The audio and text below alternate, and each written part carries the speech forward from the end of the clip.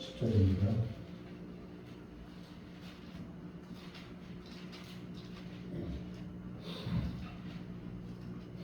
6장 3절부터 10절까지 천천히 합독하겠습니다. 천천히요. 시작. 누구든지 다른 교훈을 하며 바른 말 곧 우리 주 예수 그리스도의 말씀과 경건에 관한 교훈을 따르지 아니하면 그는 교만하여 아무것도 알지 못하고 변론과 언쟁을 좋아하는 자니 이로써 투기와 분쟁과 비방과 악한 생각이 나며 마음이 부패하여지고 진리를 잃어버려 경건을 이익의 방도로 생각하는 자들의 다툼이 일어나느니라. 그러나 자족하는 마음이 있으면 경건은 큰 이익이 되느니라. 우리가 세상에 아무것도 가지고 온 것이 없으며 또한 아무것도 가지고 가지 못하리니 우리가 먹을 것과 입을 것이 있은즉 족한 줄로 알 것입니다. 부하려 하는 자들은 시험과 올무와 여러 가지 어리석고 해로운 욕심에 떨어지나니 곧 사람으로 파멸과 멸망에 빠지게 하는 것이라. 돈을 사랑함이 일만하게 뿌리가 되나니 이것을 탐내는 자들은 미혹을 받아 믿음에서 떠나 많은 근심으로써 자기를 찔렀도다. 아멘. 돈을 사랑함이 일만하게 뿌리가 되니 돈이 악의 뿌리가 되는 게 아니고 돈을 사랑하는 그 마음이 일만하게 뿌리가 된다. 잠깐 기도하겠습니다. 사랑과 은혜의 하나님 아버지, 하나님은 우리를 흙에서 만드셨고 다시 흙으로 돌아가도록 지으셨습니다. 화려하고 그리고 차고 넘치는 인생, 그리고 가난하고 헐벗고 불행한 삶을 산 인생 모두 다 흙으로 돌아가듯이 하나님의 창조 법칙은 전혀 변함없이 그리고 세상 끝날까지 그렇게 이어갈 것입니다. 그러므로 우리가 하나님의 창조 법칙 안에서 평생을 살고 또한 우리의 자손들이 그렇게 살아갑니다. 결국 우리는 흙에서 와서 흙으로 돌아가는 존재이며 하나님의 영으로 부음받은 특별한 존재임을 또한 고백합니다. 우리를 지으신 하나님 앞에 욕심으로 살지 말게 하시고 주어진 환경과 여건 속에서 순응하며 감사하며 기쁨으로 살게 하여 주시옵소서.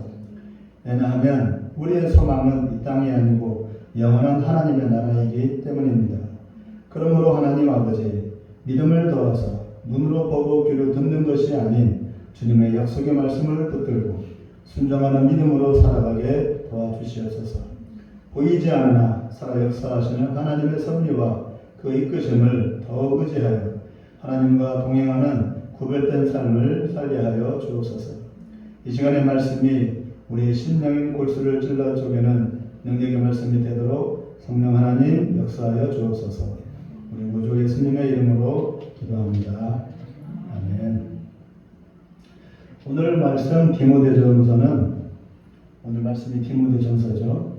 디모데전서 후서는 사도 바울이 아들처럼 키운 제자였던 디모데라고 하는 사람이 교회를 이제 담임하게 되고 같이 선교사역을 하다가 이제 디모데에게 교회를 맡겼습니다. 그래서 담임 교육자로 이제 디모데가 서게 된 것이죠. 그때 디모데는 젊은 나이라서 교인들로부터 무시를 당하고 또 세상 물정의 어두운 그런 형편을 고려하여 정신 바짝 차리고 맡은 직분을 잘 감당해서 교회와 주변 사람들에게 믿음의 선한 영향력을 끼치라고 사도 바울이 디모데에게 신신당부하는 그런 편지 내용입니다. 특히 오늘 읽은 디모데전서 6장 말씀은 사역자인 디모데뿐만 아니라 예수를 믿는 그리스도인이라면 누구에게나 다 해당되는 포괄적인 말씀이며 사실 오늘 본문 말씀은 우리 신앙생활의 가장 기초 중의 기초이기도 합니다. 6장은 결론인데 그런데 이 결론이 결국은 우리 신앙의 기본입니다. 잘 새겨야 될 내용이겠죠. 이것부터 시작이 되는 거죠. 이것이 첫 단추가 잘못 끼게 되면은 단추가 엉망진창이 되는 것이죠.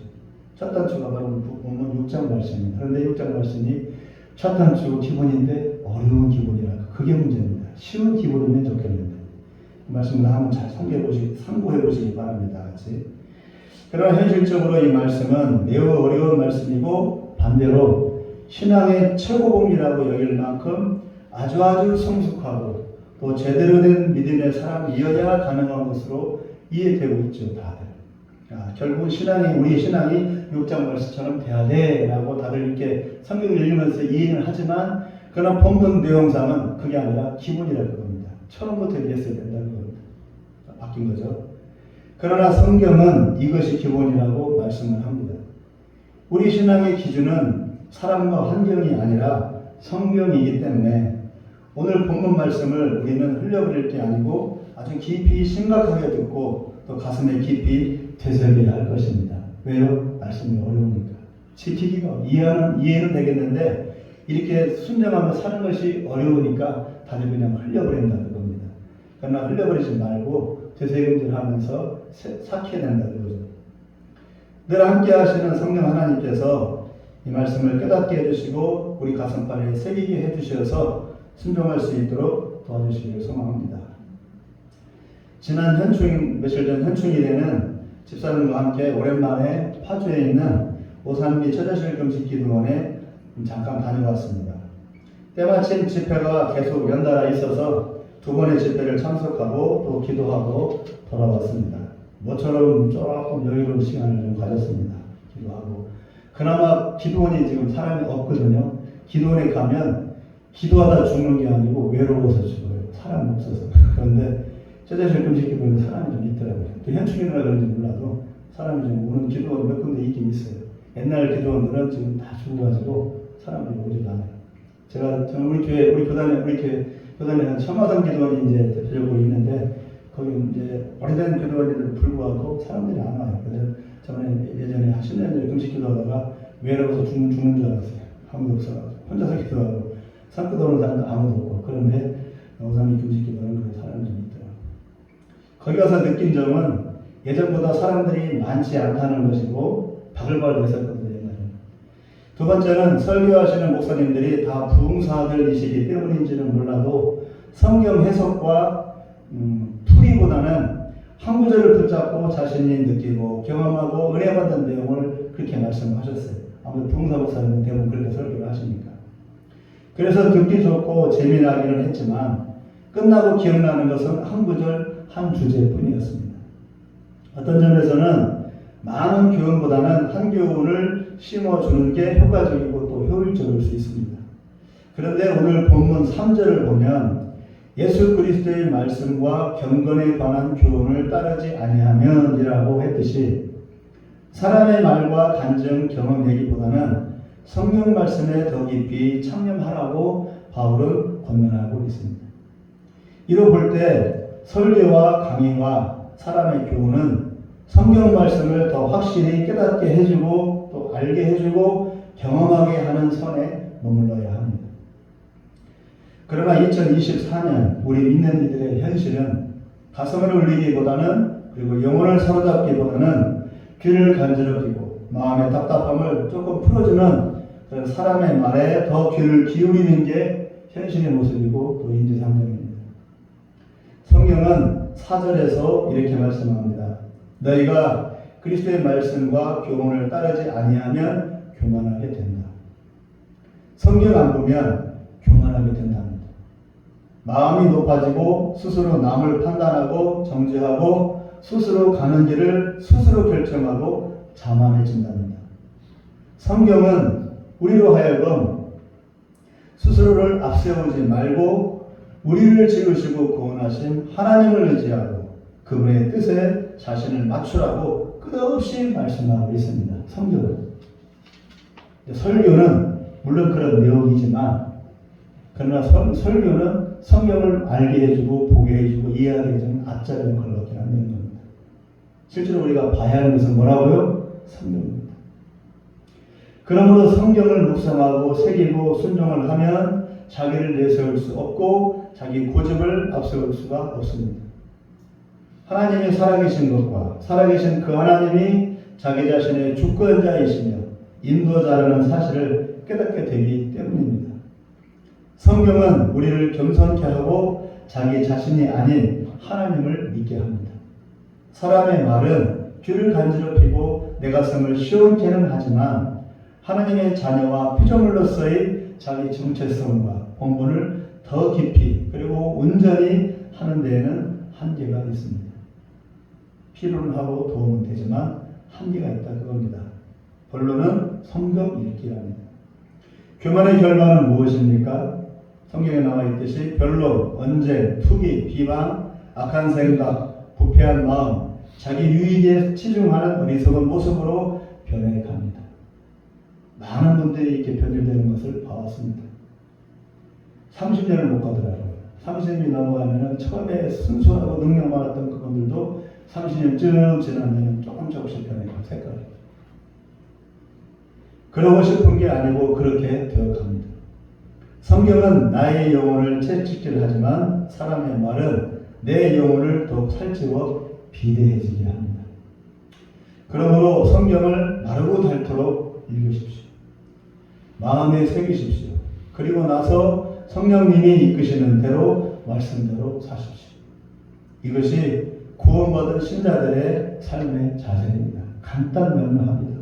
성 읽고 새기고 성경대로 살고 못 살면 기도하면서 살게 해달라고 강구하고 한 번 구원의 경험으로 끝난 게 아니고 구원 이후에 하나님의 말씀인 성경을 따라 힘을 얻고 위로받고 길을 제시받고 더욱 믿음이 자라 믿음의 선한 영향력을 나타내는 그런 믿음의 삶을 살아야 하는 게 우리 믿는 사람, 구원받은 사람의 숙제이고 과제입니다.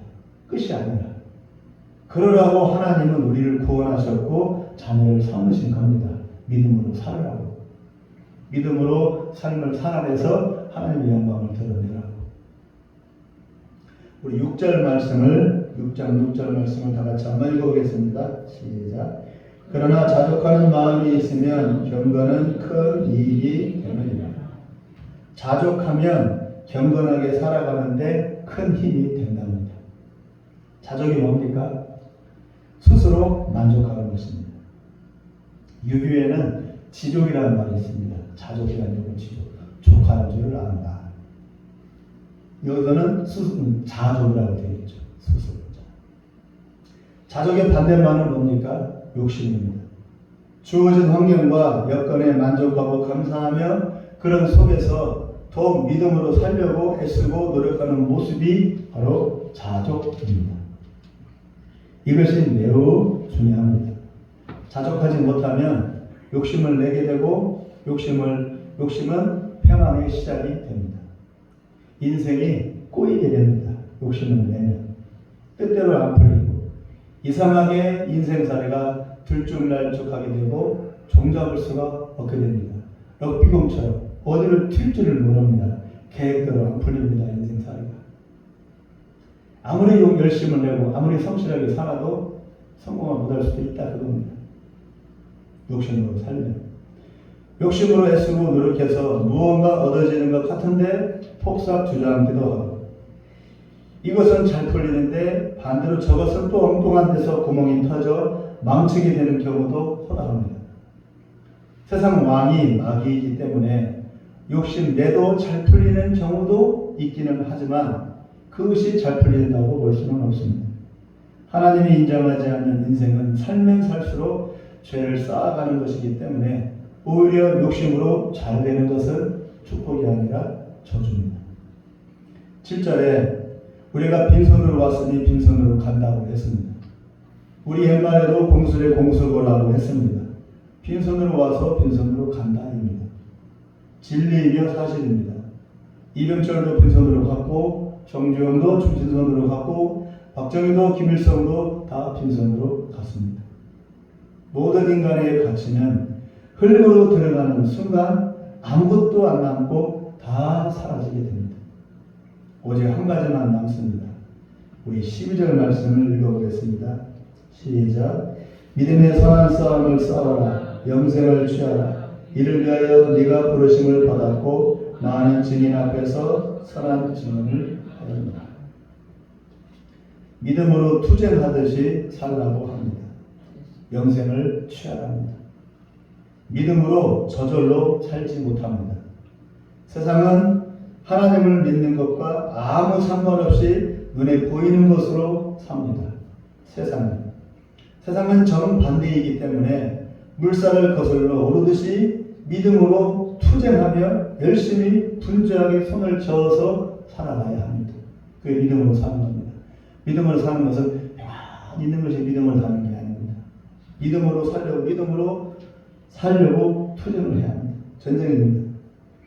영생은 저절로 오지 않습니다. 테이크 홀드라고 영어로 되어 있습니다. 움켜잡으라고 말합니다. 움켜잡으라. 영생을 움켜잡으라.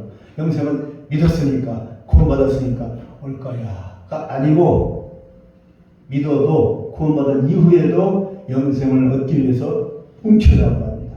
움켜잡으라. 매 순간순간 그렇게 살랍니다. 빼앗기지 말라 합니다. 빼앗길 수 있답니다. 정신줄 놓고 있으면 누군가 낚아채가 납니다. 두려운 말씀입니다. 이 말씀은 많은 분들이 실족해서 얼마나 많은 사람들이 믿음을 상실하는지 몰라요. 부지기수를 받습니다. 저 매일 봅니다. 매일 봐요. 막내는 청년회장까지 지내고 안수집사까지 하고 전도사까지 가고 장로까지 해도 그냥 다 잃어버렸습니다. 세상 사람과 똑같이 삽니다. 저 사람이 과연 천국 갈지 지옥 갈지 아무도 몰라. 하나님밖에 장담을 못해요. 살아가는 모습이 그래요. 그러므로 믿음으로 투쟁하듯이 살지 않으면 그냥 다 날아가 버리는 겁니다. 지금 시대는 더 하죠.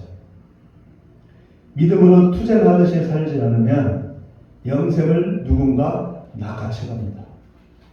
사도 바울이 지금 누구한테 이 편지를 쓰고 있습니까? 디모데와 그리고 믿는 사람들한테. 불신자한테 이걸 쓰는 게 아니에요. 지금 예수 믿는 신자들에게 하는 말씀입니다. 불신자가 아닙니다. 나는 예수 믿고 구원받았으니 저절로 영생을 누리지 않겠어? 라고 말합니다.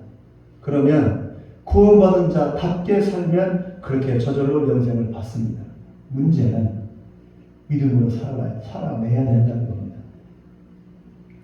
그러나 구원받았다고 믿지만 그 구원의 믿음대로 남은 삶을 살지 못하면 구원에서 미끄러진다기보다는 우리 기독교 신앙에서 이렇게 말합니다. 처음부터 그는 구원받지 못한 것인데 착각한 것이 되는 겁니다. 그 구원. 나는 믿는 줄 알았어. 믿음으로 믿고 살지 못했어. 나중에 그 사람 구원 못 받아. 그러면 처음에 내가 구원의 경험을 하고 뜨거웠던 그때는 뭐예요? 착각을 하는 겁니다. 중요한 것은 처음 그 구원의 경험과 감격을 그대로 이어가는 것이 중요합니다. 그래야 처음에 그 감격이, 그 믿음이 구원으로 가는 겁니다. 내가 받은 구원을 더 확실히 하고 분명히 하려면 구원받은 믿음으로 살면 됩니다. 구원받은 믿음으로 살지 못한다면 그 믿음은 가짜입니다. 믿음으로 살지도 못하는 구원이라면 아무 힘이 없는 것이 되는 겁니다. 그럼 그 믿음이 뭐예요? 아무 힘이 없네. 그 믿음이 능력인데. 12절 말씀이 오늘 본문, 아니 디모데전서 전체의 요지입니다. 12절 말씀. 바울처럼 믿음으로 싸우듯이 부인처럼 살아라 입니다. 그러나 불행하게도 평안의 시대가 오면서 사람들은 무장을 해제하고 정신줄도 놓고 믿음줄도 다 놓아버렸습니다. 기도할 줄도 모르고 가슴에 불타는 마음도 없고 눈물도 마르고 울부짖는 쉰 목소리도 다 잃어버렸습니다. 세상 사는 재미, 세상 재미 누리는 것, 그리고 이 땅의 재미난 것, 풍요한 것에 마음이 다 그냥 놓아버렸습니다. 오늘 설교의 제목이 하나님의 구원입니다. 나의 구원이 아니라 하나님의 구원. 한때의 신앙 체험, 그리고 신앙 고백, 그리고 직분이라면 나의 구원으로 끝나겠죠. 그러나 하나님의 구원은 영생을 취하는 구원입니다. 즉 한때의 영적 경험을 지나서 일평생 그 구원의 경험으로 자기 자신을 초서 복종시키며 자기 자신을 각성시키며 세상의 몸과 마음을 빼앗기지 않고 끝날을 바라보며 부지런히 그리고 쉼없이 달려가는 모습이 하나님의 구원입니다. 영생은 누구에게나 허용은 되지만 그 영생을 누구나 다 취하지는 못합니다. 왜 그렇습니까? 세상을 쫓아가고 돈을 사랑하고 욕심에 매여 살기 때문입니다. 오늘 본문에 나와 있듯이. 그러나 영생을 취하는 자는 다르게 삽니다. 왜 그렇습니까? 왜 다르게 삽니까? 15절을 읽어보겠습니다. 15절요. 시작. 기한이 이르면 하나님이 그의 나타나심을 보이시리니 하나님은 복되시고 유일하신 주권자이시며 만왕의 왕이시며 만주의 주시오. 예수님이 다시 오셔서 심판하시고 계산하실 것을 믿고 그것에 맞추어 살기 때문입니다. 세상 가치관과 기준으로는 도무지 이해가 안 되는 말씀이기 때문에 많은 이들이 이 말씀을 무시하고 듣지 않습니다. 그러나 믿는 자는 대가를 기꺼이 지불하고 그 길을 기꺼이 따라갑니다. 이것이 믿음으로 분투하는 삶입니다. 귀하고 놀라운 영적 체험과 감격스러운 신앙 고백으로 믿음의 삶을 시작을 하지만 그 이후에는 많은 이들이 실족하고 나가 떨어집니다. 집사, 장로, 권사뿐만 아니라 목사, 신학 교수, 선교사도 마찬가지. 예외가 없습니다. 경건과 믿음을 잃어버린 사역자들이 매우 많습니다.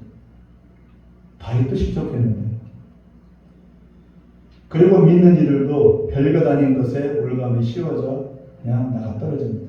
어떻게 저렇게 믿음 좋은 사람이 저렇게 나가 떨어질 수 있을까 싶을 정도로, 의아할 정도로 그냥 나가 떨어져 버려요. 이해가 안 돼요, 상식적으로. 많은 목사님들이 이겨내지 못하고 실족하였습니다. 실족한 그들의 구원은 아무도 장담 못해요. 구원받을지 못 받을지. 하나님밖에 몰라요. 반면에 소박하고 초라하고 이름 없지만 변함없이 믿음의 선한 싸움을 포기하지 않는 이들도 보직에서 많습니다.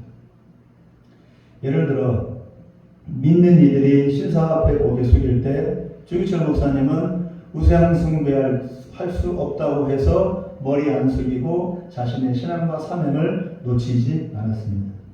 그 결과는 순교와 가족들의 피폐함이었지만 하나님은 그에게 영생의 은혜를 주셨고 그를 통해 많은 이들이 도전받고 위로받아 그들도 영생을 얻게 했습니다. 자신도 영생을 얻고 남들도 영생을 얻게 했습니다. 순교의 피를 통해. 잘 알려지지 않는 일이지만 주기철 목사님의 막내 아들 주광조 장로님에 대해서는 많이 알려져 있지만 큰아들에 대해서는 주기철 목사님의 큰아들에 대해서는 잘 모릅니다. 주기철 목사님은 일제 치하에서 맞서 순교하셨고 큰아들은 공산당에 맞서 순교했습니다. 아버지와 아들 두 대가 모두 순교한 것입니다. 세상의 관점에서는 개조금이고 종교적인 열심으로만 보이겠지만 이 일은 본인들에게는 영생이고 더 나아가 수많은 이들을 영생으로 인도하는 하나님의 놀라운 일의 열매인 겁니다. 순교가 아니더라도 지금도 이름 없는 초라한 많은 성도들이 일상의 어려움과 난관 앞에서 세상과 타협하지 않고 믿음으로 살려고 고군분투하고 있는 사람들이 매우 많습니다. 그러면서 믿음으로 사는 게 무엇인지를 그들은 지금도 배워가고 있고 그리고 그들을 통해서 주변 사람들도 똑같이 배워가고 있습니다. 믿음은 한 번 주어지는 게 아닙니다. 구원을 이루어 가라고 사도바울은 말했습니다. 신앙생활은 간단하게 할 수 있는 게 아닙니다. 정신 바짝 차리고 정신을 줄 놓지 말고 믿음의 줄 놓치지 않고 조심조심하면서 끝까지 투쟁하면서 나아가야 되는 겁니다. 또한 예로 김대중 대통령 때 주중대사와 비서실장을 역임한 김하중 장로라는 분이 계십니다. 성령의 사람, 하나님의 사람이라는 책을 쓰기도 해서 많은 이들에게 큰 은혜를 끼친 분이십니다. 그는 장로이며 고위 공무원임에도 자신의 직분하에서 열심히 기도하고 복음을 전해서 자신의 사명을 충실히 감당했습니다. 그러나 그것보다 더 훌륭한 점은 자기 아들이 결혼을 할 때 결혼 비용이 넉넉지 않아서 힘들었지만 하나님의 은혜로 조촐하게 치를 수 있었다고 고백한 적이 있었습니다. 그만한 직책이라면 장차관급인데도 자신의 직분을 이용해 축제하지도 않았고 은퇴하고서도 고위직 공무원 출신이라고 손을 벌리지도 또 바라지도 않고 이름 없이 소박하게 사는 모습이 더 존경스럽습니다. 예전에 대법원장을 지내었던 판사분이 은퇴 후에 전관 예우식에 고문 변호사로도 가지 않고 청렴한 은퇴 공무원으로만 마친 것과 비슷하지만, 그러나 김하중 장로님은 청렴한 공무원이란 타이틀로 끝난 게 아니고, 청렴한 공무원이란 명의가 목적이 아니라 하나님의 뜻대로 살고 하나님을 위해서 살다 보니 그런 청렴함이 나타나는 것뿐입니다. 누가 자기를 어떻게 보든 그는 안중에도 없이 오직 기도하고 말씀 전하고 주변을 고면하는 장로로서의 사명에 충실했습니다. 그는 자기의 구원에 눌러앉지 않고 더 나아가 하나님의 구원을 위해 자기가 가진 재능과 남은 인생을 다 사용하여 하나님의 뜻을 이루었기 때문에 귀감이 되는 것입니다. 이게 하나님의 구원을 이루어가는 겁니다. 말씀을 맺겠습니다. 많은 이들이 예수님을 만나고 또 잠시 열심을 내다가 나중에는 시들해집니다. 그리고 죽으면 천국 가겠지 하는 기대감으로 소극적으로 생명을 유지하기에 급급합니다. 그러나 오늘 성경 본문은 믿음의 선한 싸움을 싸우라고 말씀합니다. 승리가 아닐지라도 다양한 모습으로 자기가 가진 믿음의 역량대로 믿음의 선한 싸움을 살면 됩니다. 부지런히 기도하고 끊임없이 기도하고 부지런히 성경 읽고 부지런히 전도하고 부지런히 주변 사람들을 섬기고 가져가야겠죠? 방법은.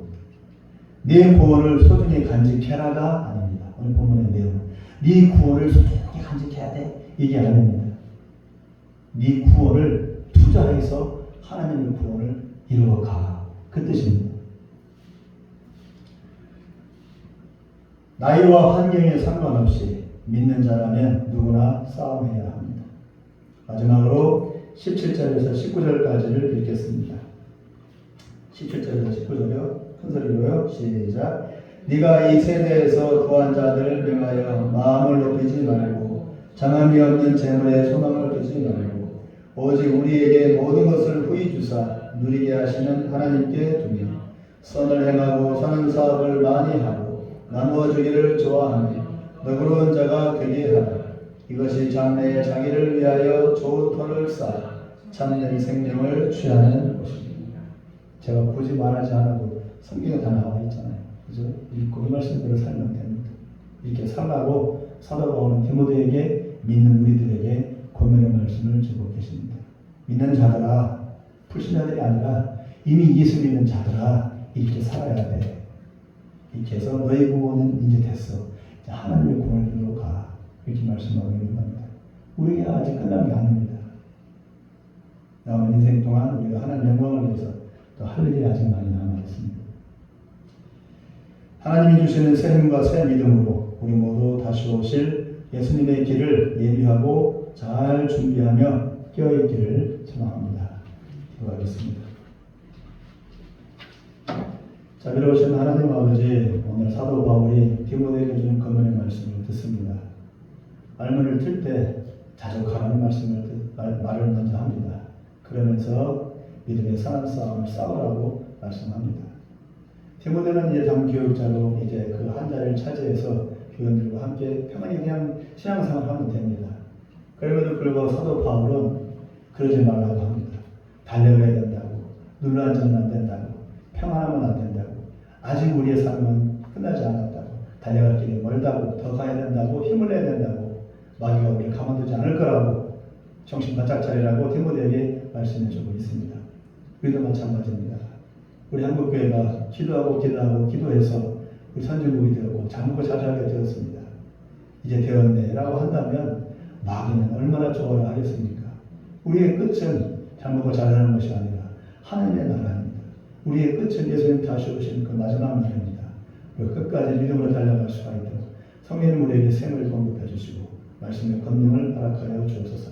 끊임없이 기도하고 끊임없이 말씀하고 끊임없이 자기를 찾아 복종시키는 그러한 깨어있는 자세가 늘 우리에게 유지될 수 있도록 인도하여 주옵소서.